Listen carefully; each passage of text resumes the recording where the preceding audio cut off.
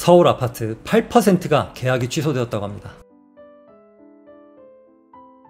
얼마 전에 라이브로 부동산 대출 규제에 대한 예상 시나리오를 말씀드렸는데, 그 중에 하나가 고가 시장은 잠시 숨고르기를 할 것이다 라고 했었어요. 그 신호탄이 바로 계약 취소로 나타나고 있죠. 고가 시장은 거래가 뚝 끊길 수밖에 없습니다. 그러나 호가는 아직도 높아요.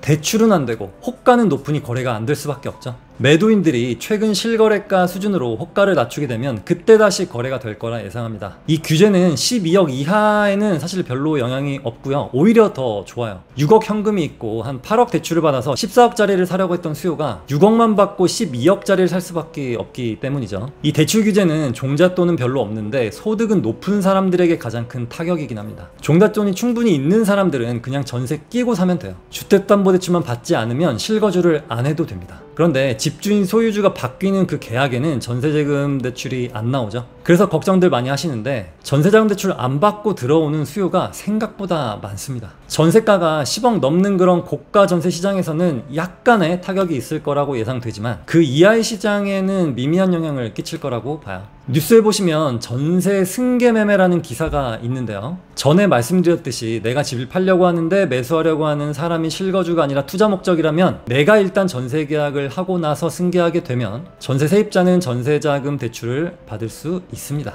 이 규제가 많아지면 많아질수록 자꾸 인공지능처럼 사람들을 학습시키는 거예요. 과거 20몇 번 정책이 나오면서 웬만한 정책은 다 경험해봤습니다. 그러면 그럴수록 똘똘한 한 채 시장은 더 심해져만 갔죠. 또 최근에 토지거래 허가구역이 풀렸다가 또다시 재지정 더 크게 되었다가 이것까지 경험한 우리는 웬만한 규제는 다 적응을 해버렸습니다. 어쨌든 전세를 끼고 매수하는 투자하시는 분들은 전세를 못 맞출까봐 걱정이 되니 전세에 들어있는 게 더 마음이 편할 겁니다. 그래서 매도하시는 분들은 전세가 들어있다고 해서 가격을 낮게 팔 필요가 전혀 없겠죠. 근데 문제는 전세를 끼고 매수를 하게 되면 전세 물량이 하나 늘어나게 되는 건데, 전세 끼고 매수하는 수요가 줄면 전세 매물도 주는 겁니다. 이렇게 되면 안 그래도 공급이 역대급으로 없는데 이 전세 매물이 더 줄어들게 되는 거죠. 공급은 줄어들고 있는 반면 전세가가 생각보다 안 오르고 있다라고 느낄 수도 있어요. 이유는 전세가에서 월세를 얼마 붙여 거래하는 반전세 수요가 기하급수적으로 늘고 있기 때문입니다.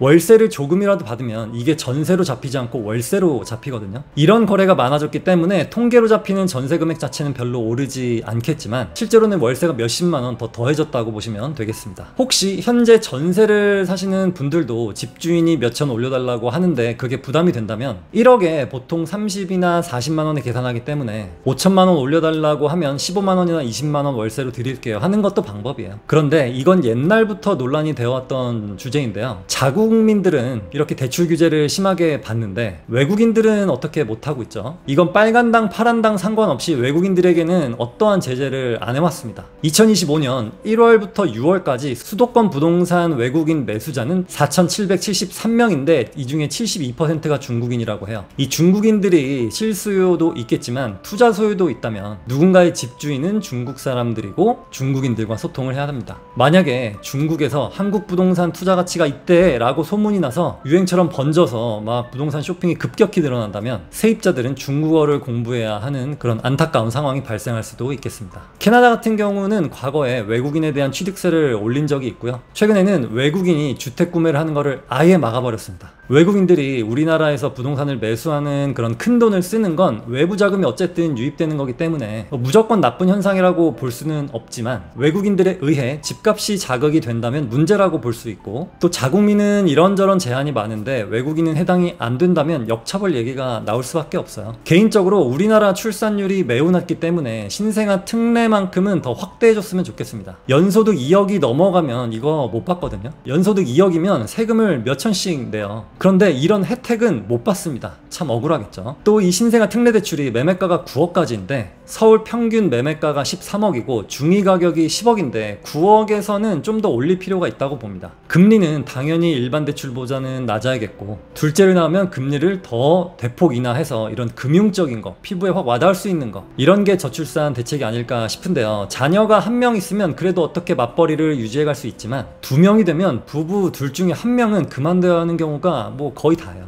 그러면 소득이 절반으로 줄겠죠. 그래서 자녀 한 명이 있다면 금리 뭐 대략 2%대, 2명이 되면 1%대. 네, 물론 어디까지나 저희 주관적인 의견이긴 합니다. 대출 규제 하다가 갑자기 저출산 대책 얘기로 흘렀는데 어쨌든 결론은 한 12억 이하, 10억 언저리 그 이하, 여기는 별로 신경을 안 쓰셔도 되겠습니다. 그리고 종잣돈은 별로 없는데 소득이 높으신 분들은 이거를 어떻게 이 상황을 헤쳐나가야 할지 한번 고민하는 시간을 꼭 가져보시기를 바랍니다. 부동산 공부를 할 때는 나의 돈 많은 고등학교 친구와 김 부장에게 보시면 좋겠습니다. 감사합니다.